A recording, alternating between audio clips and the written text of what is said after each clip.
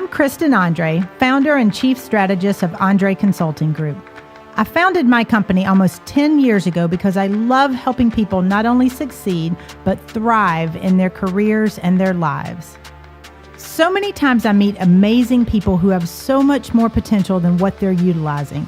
As I engage with them, there seems to be a common theme: the limits they place on themselves. Throughout this podcast series, we're going to visit some incredible people who have created more intentional lives for themselves, those who've had that no limits moment where they chose to grow and they put things in motion to help them do so. We will focus on how you can break through limits. We will equip you with strategies to help you lead a more intentional life, and we will have a lot of fun along the way. So let's dive in.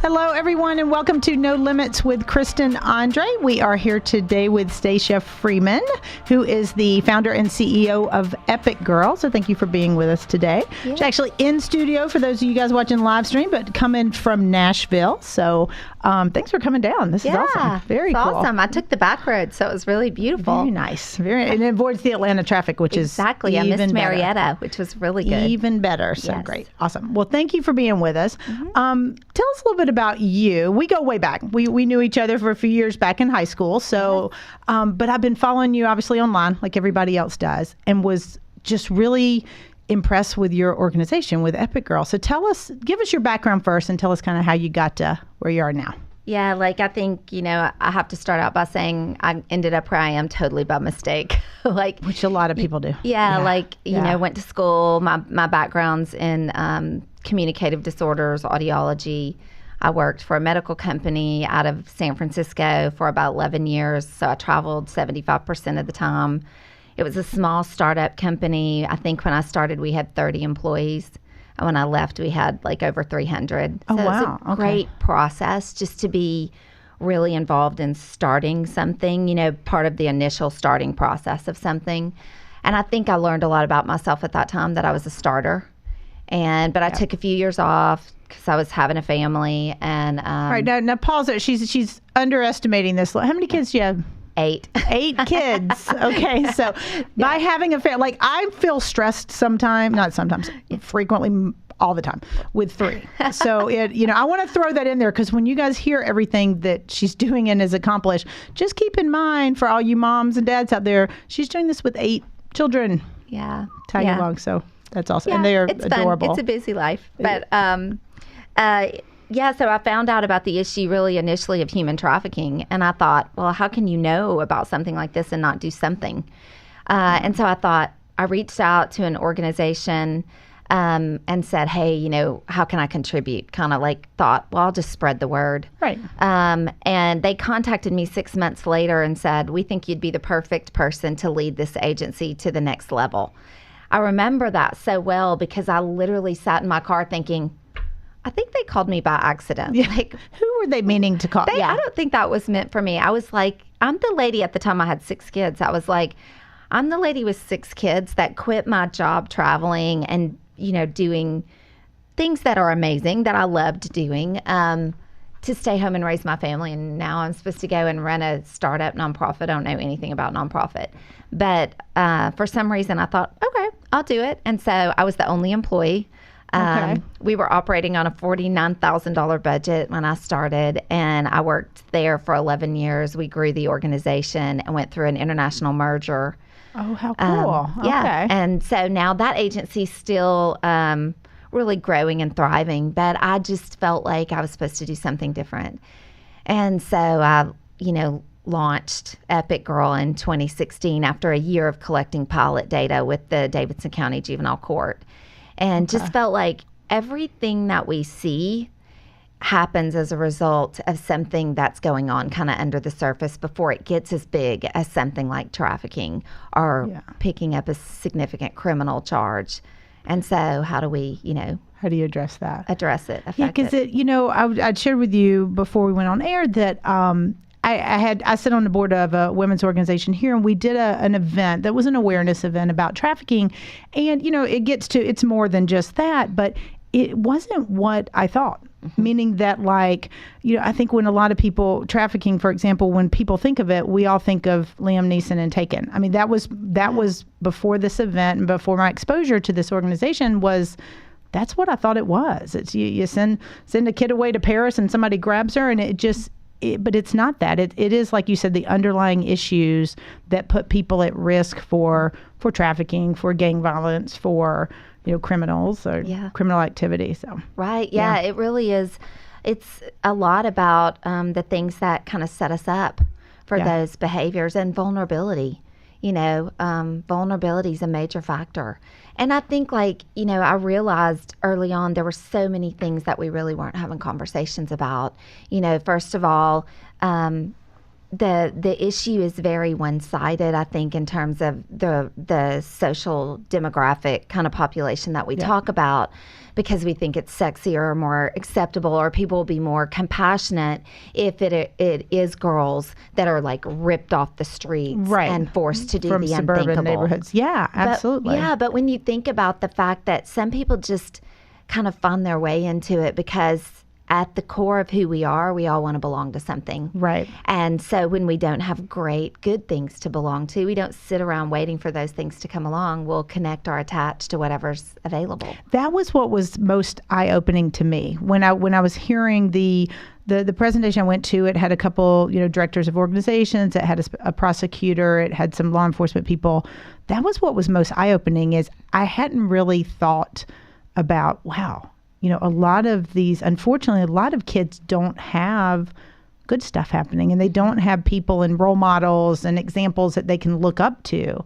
So they do try to find what, I think that's the same thing with gang violence, is they try to find where they feel like they can belong. Exactly. And sometimes that's not always in the best place. Right. Yeah. Exactly. And there's a lot of other things that lead them there. Poverty.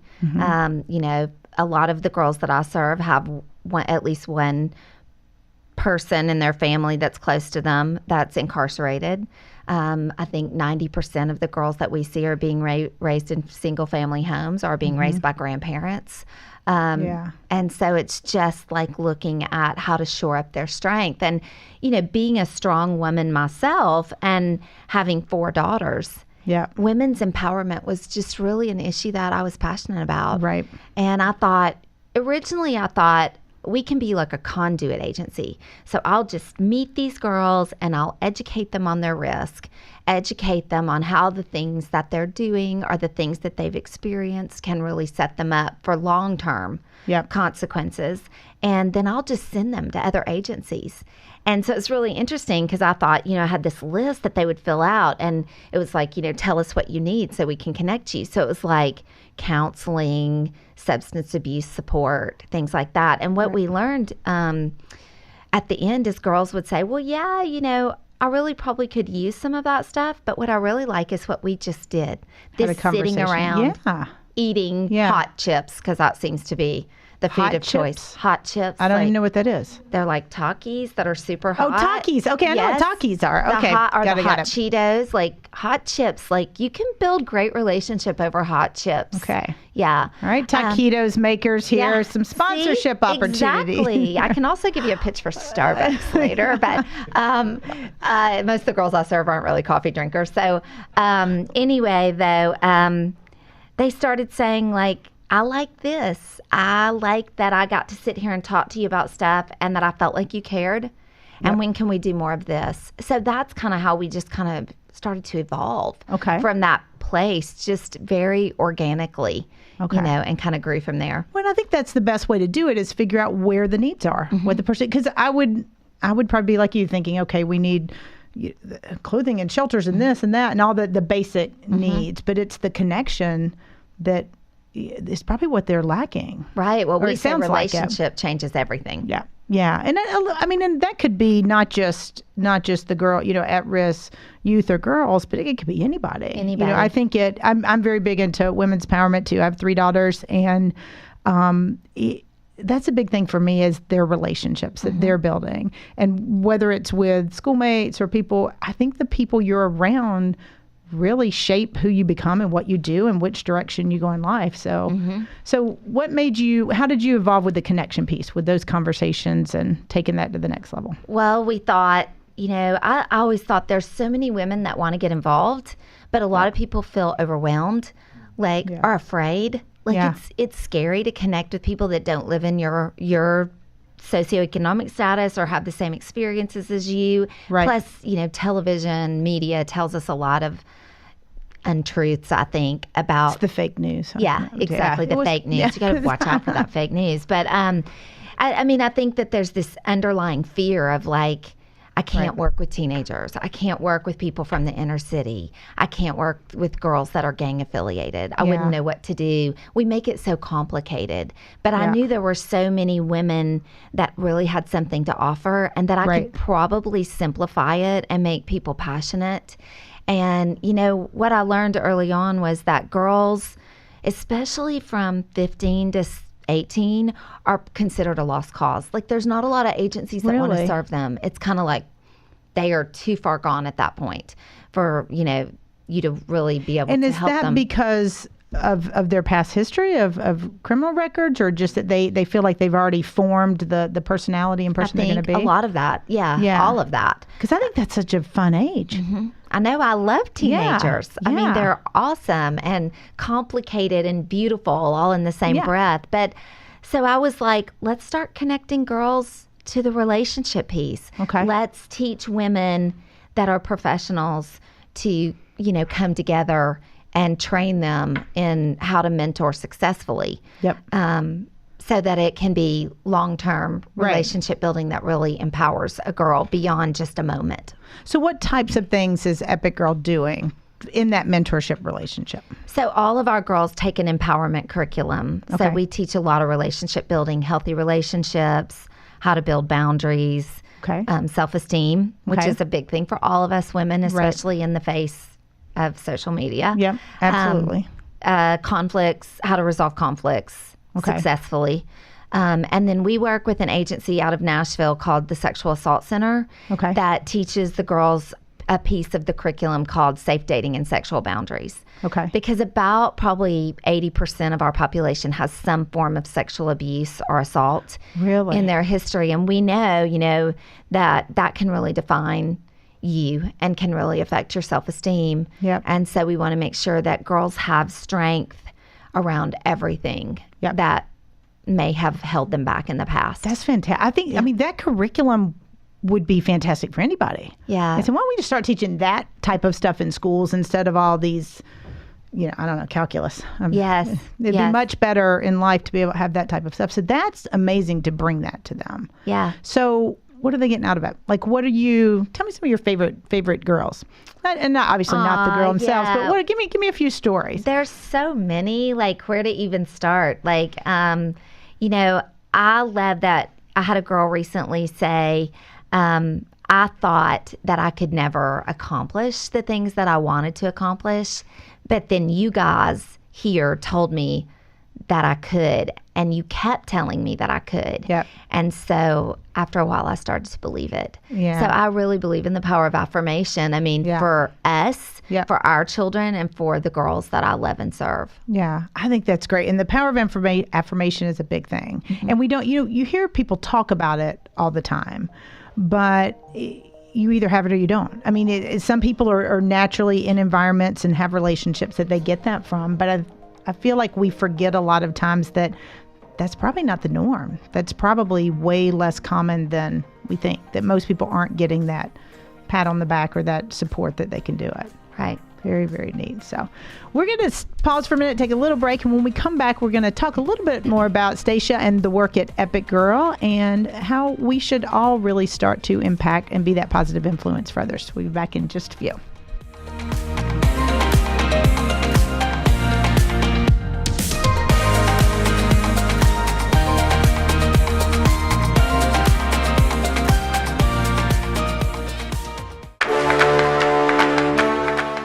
Hey everyone, check out my podcast, No Limits with Kristen Andre, on Tuesday nights at 7:30. We will tackle the things holding you back and the limits you set on yourself and equip you with some strategies to lead more intentional lives. Podcast launches every Tuesday at 7:30 p.m. on facebook.com/Andre Group. That's facebook.com/ANDREE Group. We'll see you there.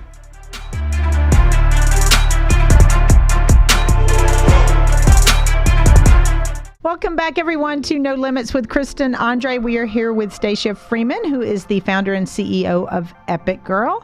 And before the break, we were talking about the girls that you have the opportunity to serve and the impact you've had on them just by being there for connection. So I feel like everybody needs that, but so many people don't have it, especially like you mentioned, 15 to 18 and maybe even younger. What can we do, all of us do, to help impact that? Well, I think, you don't have to go and serve teenage girls. Yep. That may not be your thing. And I think that, Epic, when I was just like a little side zone kind of squirrel while we talk here, is I really wanted to be so intentional about the name. Yeah. When I was founding the organization, like, what's it supposed to be called? And I'm a runner, so I would run and just process. And one day I'm running and Epic. I'm like, I love the word epic. I love that it means strong and amazing and memorable and all that. It's a cool word. And it felt like definitely a cool word. Superpower, like your epic self. And so I just started kind of playing with that. And so the EPIC actually has a meaning. So E's education, because we believe we don't know what we don't know. And I, for one, believe we're all supposed to be lifelong learners. Like, I never want to get to the... Totally agree. I don't ever want to get to the place where people are like, oh, she's an expert. It always makes me nervous when somebody calls me an expert. Like, recently, I've been asked to speak a lot on teenage girls. I'm evidently an expert in working with teenage girls. I'm like, this is scary, that I would be an expert with teenage girls. But because I agree, you should continually learn things, and we never know it all. Right. We're never going to know it all. And then P is our purpose, because when we're living in our purpose, we're fully in our power. And that's just so important. And I think for me, I thought that my purpose was to get married, have kids, have a career, be successful based on what the world said success was, what you could achieve, degrees that you had. And I think I got to a point where I was like, that has nothing to do with my purpose. My purpose is how much I love other people and how I can pour into them. So I would encourage people, connect to your passion and then do that, whatever that is. If it's little kids or older people, there's so much of a place for us to fit, and our lives really won't be full and we won't really be happy until we're connected with our purpose. Yeah, I agree with that. And so many times I'll hear people talk, whether it's a friend or just somebody ranting or what have you, about how miserable they are and how they hate their job and they hate whatever. But, some people have jobs that they're in because they have to be in those jobs and they don't have other opportunities that come up. But the purpose is something, and the passion is something we can all find. So even if it's not your life's work, there are things you can do to help fulfill, like, oh, hey, I really have a strong calling towards girls or, women empowerment or what have you. There's things that we could all do to help that along. When you can give. Like, if you can't give your time, give your resources. That's the hardest part about nonprofit is July and August, your funding goes on vacation. And so it's all like, how do we, I didn't even think about that. That's true, though. Yeah. And especially if you're really grant dependent, grants usually hit in certain cycles, and it's usually not in the middle of the summer. But you can't stop serving in the middle of the summer. So I guess I should finish telling you what EPIC means. I's identity. Who are you? Who do you want to be? Who do people think you are? Who do you want them to believe you are? How do you change that in yourself? It really has a lot to do with self-esteem. And C's community, because we're only as strong as the people we connect with. And so that's kind of the overarching message of Epic Girl. And we also spend a lot of time talking about trauma, and the things that we've been through, how they affect us long term, how they embed in our brains and work as kind of a filtering system so that we're locked into this sense of making the same decision over and over, because we believe your real epic sense or your superpower strength is when you can break the cycle. And we all broke some cycle in our life, when we made a decision that was different than the one that had been made for generations and generations in our family. And I feel like that's huge, because so many people, that I've heard and come across just feel like they're stuck and I'll never get through this. I can't get past this. This is the way it's always been done. So to have a group to be able to say, look, it doesn't have to be the way it always was. If you want to make a change, you can make a change. Because I'm a firm believer that anybody, whatever the limit is, people can push through it. Right. But they have to make a choice to do that first. And even after they make a choice, if you don't have the people, the tools, the resources to be able to help you through it, it gets tough. Right. Yeah. And we have to remember 21 days to form a new habit or to break an old one. Yep. And so you have to just keep getting up and trying. Yeah. And that's a lot of what we get to say is, we get to remind the girls, like, one step back doesn't have to be like totally set you way It's back. not the end of the game. Yeah, it can just be an opportunity for you to learn something you hadn't learned yet. Okay. So there's a lot of grace around what we do, which I think changes everything. I'm thankful, like in my life, I had really great mentors. I'll say her name because she lives in Atlanta, and I'll plug her agency as well. But I don't know if you knew Dean Crow. She was like our young life leader in high school. Okay. And she like practically raised me. When, my mom, I was like, oh, my mom knows nothing, but Dean was still young and cool and hip. And I hung out with her, and she now runs a nonprofit called the Rally Foundation for Childhood Cancer. She's amazing. She was a great mentor for me, really gave me a lot of grace when I was 16, 17, non-judgmental, what you need when you're that age. And then my boss, Terry, who was the first, that first startup that I worked with out of San Francisco, she was just the best boss. And I think about all the time the stupid things I did, and she'd be like, it's okay, just keep going. And I remember she said to me one time, the best thing you can ever do as you grow up and become a manager and a leader is to, treat your people with grace, to give them the opportunity and the bandwidth to make, mistakes. To make mistakes and learn from them. And that's huge. And, the mentors you mentioned, because we all have, parents, some of us have parents that are very involved, some don't, as you know, from the girls you're able to serve. But a lot of times, even if you have a good parent or family member role model, and especially if you don't have one, you need somebody outside of your circle. And which is what I think is empowering about Epic Girl is sometimes I feel like people open up to others more than they do to the people closest to them. Right. Because sometimes the challenges and the issues they have involve the people closest to them. Right. So to have an outside, non-judgmental, third-party person is huge. I'm grateful for anybody that comes into my own children's lives and is absolutely willing to pour into them. Whether it's their friends, parents, I never feel threatened by that at all because I think it's a gift. It definitely is. And, sometimes we chat about this earlier. Sometimes our kids don't realize how cool and smart and knowledgeable we are. They miss that. I don't understand it because obviously we know as parents everything, but the kids have failed to see that. So for some reason, I think I'm a cool mom, and I'll say, and my kids were teasing me one time, they're like, you can't say you're a cool mom. If you have to say that you're a cool mom, it definitely means you're not. Right. But, I feel like I'll tell them things and I'll try to empower them. And I have fantastic girls, very strong, very empowered, but they're not getting all that from me. I'm also fortunate to have friends that are strong women as well, and other strong women in their lives that they're able to see. Right. And that makes a huge difference. And for girls, that you're able to serve that don't have that, your organization, it sounds like that's what it does. Well, and I think it's important also to mention the role that men play in this, because we need each other. Yeah. And men need to rise to the occasion too. I mean, I already mentioned that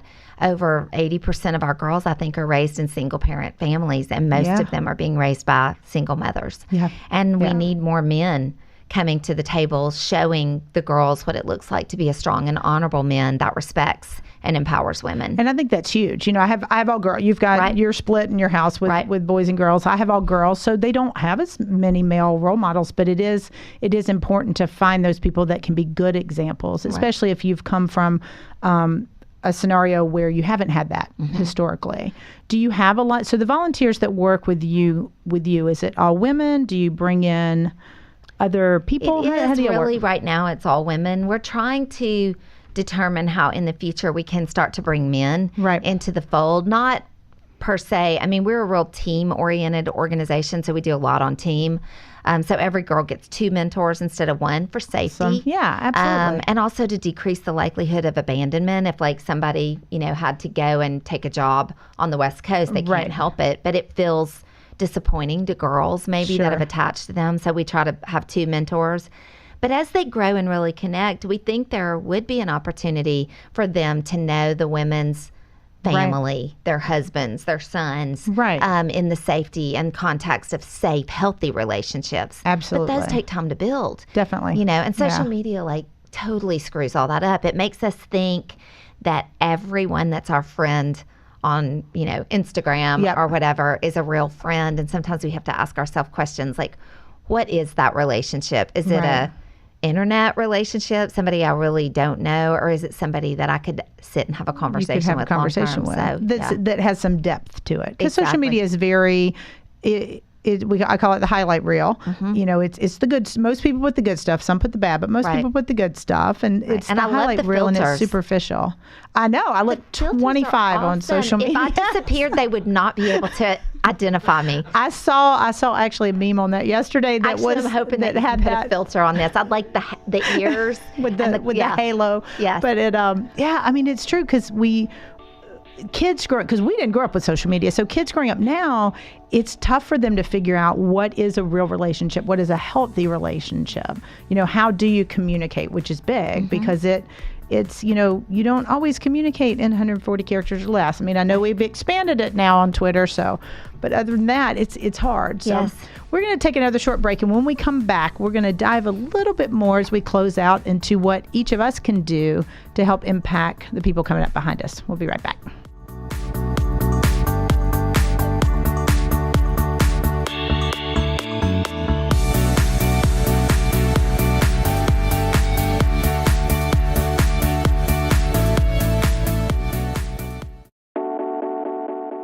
Hey everyone, it's Kristen. Be sure and visit my website at www.andregroup.com. That's www.andreegroup.com.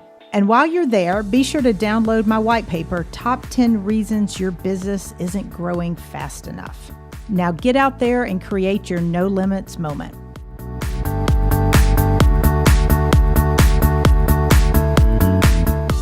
Welcome back, everyone, to No Limits with Kristen Andre. We are wrapping up our time with Stacia Freeman, founder and CEO of Epic Girl.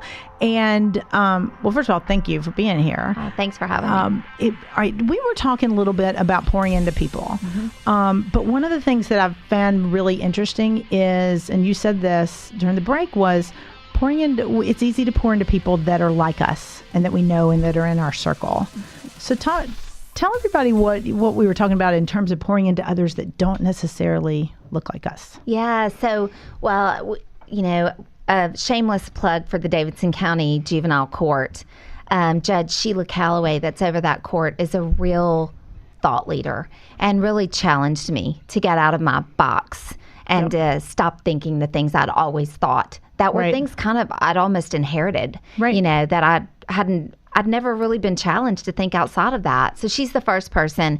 And then another lady named Andrea Hancock that actually works with me at Epic Girl. I say she's taught me so much of what I know because when we first became friends, she was sitting in one of my classes because I was teaching at an agency that she was working at during the time. And she said, are you going to the inner city into public housing units? And I was like, no. Like, hello, white girl, like, no. And she was like, you need to be, because there's kids over there that need to hear what you are saying. And she just linked arms with me and took me there. And so she's become like my team teacher. And I feel like so much of what I do is because of her, because she really inspired me not to be afraid. And so I think like all of us have to like look at what is it that we've been telling ourselves that probably is a lie. That is a deep-rooted fear that we have, maybe based on just how we were raised or, the things that we experienced growing up that create a bias in us that we may say, of course I'm not racist. But when we dig down deep, we're like, wow, I've got some of those big things in there that I never even have been brave enough to dig in. That's kind of an unexpected thing that, came out of Epic Girl is all of us sitting around a table that had different experiences, different skin colors, different socioeconomic status, different educational levels, sitting around not being afraid to have a conversation. And, so that would be the thing I would encourage people is ask yourself, what am I afraid of? What am I really scared to lean into? And then go there. Yeah. Challenge yourself and do that with people that are different than you, because you'll think like, wow, I'm going to do this great thing, but it'll actually be something great that happens for you. For you, because you've gotten more out of it, I think, than probably even your girls have. Oh, I mean, it's changed my life. And, I have this great girl right now that I'd love to give a shameless plug for her and like say her name, but I'm not allowed for confidentiality. But I have 2 girls right now that I'm working with that have really changed my life. Because first of all, they were brave enough to give me a chance. And I'll forever be grateful for that, because I know it was hard, because a lot of people were not good stewards of trust in their life. And so they came and they're like, who is this little bouncy, energetic white lady? Like, what's going on with this? And they've taught me so much about love, about life, about overcoming tragedy, about hope, a lot about hope that I'd never even thought about before. And so one of the girls wrote me, I just turned 50, and she wrote me a card on my birthday, and she said, thank you for, everything you do for me. And she mentioned the things that I buy for her, like books and food.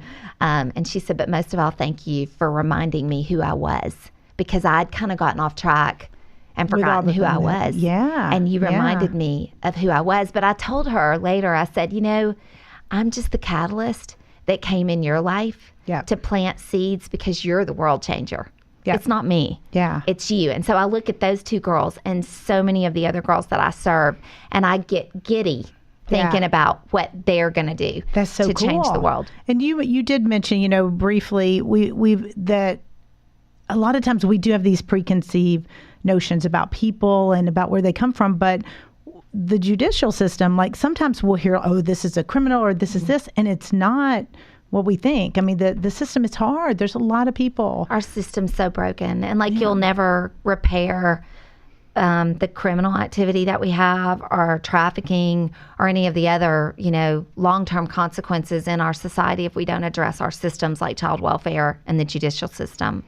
Yeah. And I think when I became aware that there were kids that were committing crimes when they were 16 and then getting life sentences, like my friend Centoya Brown. I don't know if you've Googled Centoya, but, she's an outspoken advocate for youth sentences, and recognizing that kids, especially kids with trauma, they don't have the tools that they need to make good decisions. Plus, brain development is something else we have to take into effect. And so Centoya has educated me so much on what needs to happen in our system, and the girls that I have the privilege of working with. So there's a lot of work to be done. And it can happen in small communities, in large communities. It really is going to have to be a ripple effect, and we're all going to have to link arms and really take our part, do our part. And I feel like that's an opportunity. We, every show we like to issue a challenge to our listeners, we're trying to build community, just like you are with Epic Girl, and we know how important it is to have people in the fight with you. Right. So we have a Facebook page. It's #NoLimitsMoment. And at the end of every episode, we issue a challenge to our listeners and want them to get involved. So that's our challenge is, let's link arms and let's figure out how we can help each other and help the people that don't look like us. Exactly. And if you want to start Epic Girl in Atlanta, we're starting to get lots of contacts from other areas saying we want to do this in our court system. So I'd love to help people figure out how to do that. I know that's a long range goal. So we'll make sure we share Stacia's contact information on our page. So this week's challenge is help someone, affirm someone, let them know you believe in them, but don't take the easy route and let it be somebody you already know. Find somebody that's different from you, that looks different from you, walks, talks different from you, and let them know that you believe in them, and just be there for them. So until next week, we'll put all the show information or the information in our notes, and you can reach out to Stacia and see how you can get involved in your own community. Till next week, keep pushing through those limits. Have a great one.